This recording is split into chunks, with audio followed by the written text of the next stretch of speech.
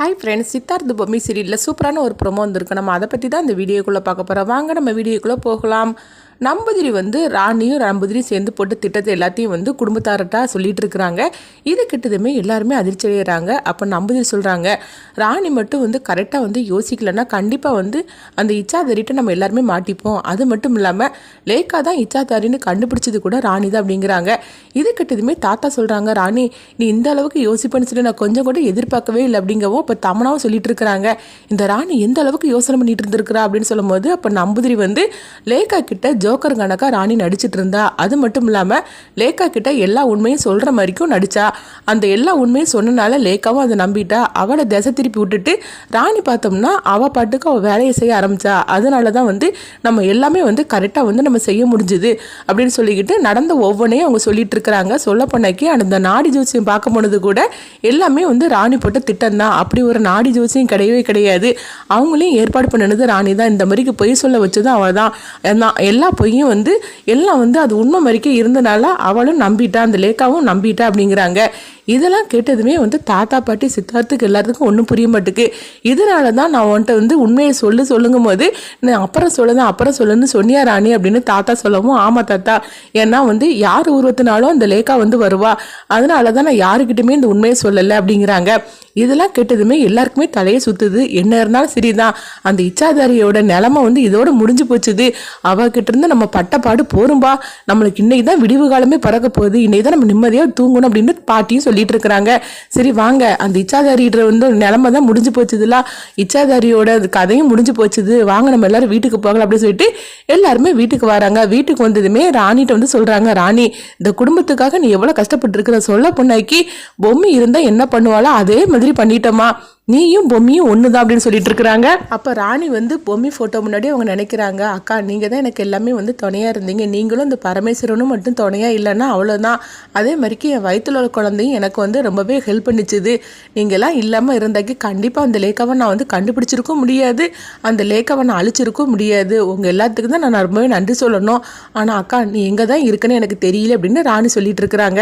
இங்க பார்த்தோம்னா தாத்தாவும் பாட்டி தான் காட்டுறாங்க. அப்ப பாட்டி சொல்றாங்க, அம்மா இன்னைக்கு தான் நிம்மதியா இருக்குது, இல்லைன்னா இந்த இச்சாதாரியோட நம்ம ஒவ்வொரு நாளும் பயத்தோட இருந்துட்டு இருந்தோம், எந்த சூழ்நிலை எப்படி வரும்னு சொல்லிட்டு பயத்தோட இருந்துட்டு இருந்தோம், இன்னைக்கு தான் நம்ம நிம்மதியா தூங்க போறோம் அப்படின்னு சொல்லிட்டு இருக்கிறாங்க. அடுத்து பார்த்தோம்னா சாவித்திரியை தான் காட்டுறாங்க. தமனா கிட்ட சாவித்திரி கேட்குறாங்க, என்ன ஆச்சுது அப்படின்னு சொல்லி கேட்டுட்டு இருக்கும்போது உடனே ரகுரன் நினைக்கிறாங்க, ஐயோ இப்போ அக்காவுக்கு மட்டும் எல்லா உண்மையும் தெரிஞ்சிருச்சுன்னா அவ்வளோதான், காரி துப்புமே அப்படின்னு சொல்லி நினச்சிட்டு இருக்கும்போது அப்போ தமனா எதுவுமே பேசாமல் அமைதியாக இருந்துட்டு இருக்கிறாங்க. அப்போ சாவித்திரி கேட்குறாங்க, என்ன தமனா நான் கேட்டுகிட்டே இருக்கிறேன், எதுவுமே பேசாமல் அமைதியாக இருந்துட்டு இருக்கிற, என்ன ஆச்சுது அந்த லாராவோட கதை அப்படின்னு சொல்லி கேட்கும்போது உடனே தமனா எல்லாம் நடந்த கதையும் சொல்கிறாங்க. இது கேட்டதுமே சி இவ்வளோதானா, நீ சொல்ல பொண்ணைக்கு நீயும் அந்த லேக்கா எல்லாரும் சேர்ந்து அந்த ராணி என்னமோ பண்ணிட போறீங்கன்னு சொல்லிட்டு நானும் பெருசா திட்டத்தெல்லாம் நினைச்சேன்.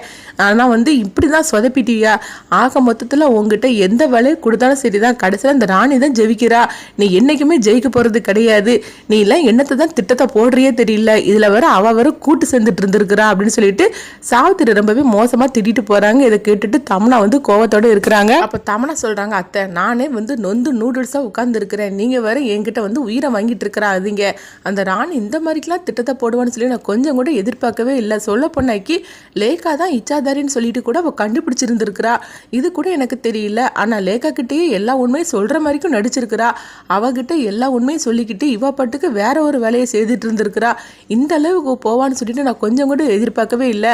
ராணி நம்ம நினச்சதுக்கு மேலே தான் இருந்துட்டு இருக்கிறா அப்படிங்கும்போது உடனே சாவித்திரி சொல்கிறாங்க, இதை தானே நானும் சொல்லிட்டு இருக்கிறேன் ஆரம்பத்துல இருந்து, கடைசியில் அந்த ராணி தான் ஜெயிக்க போறான்னு என்ன திட்ட போட்டாலும் இப்படி தான் நடக்க போன்னு சொல்லிட்டு இருக்கா அப்படின்னு சொல்லிட்டு இருக்கும்போது பார்த்தோம்னா அங்கே பாட்டி ஒரே சத்தத்தை போட்டுட்டு இருக்கிறாங்க.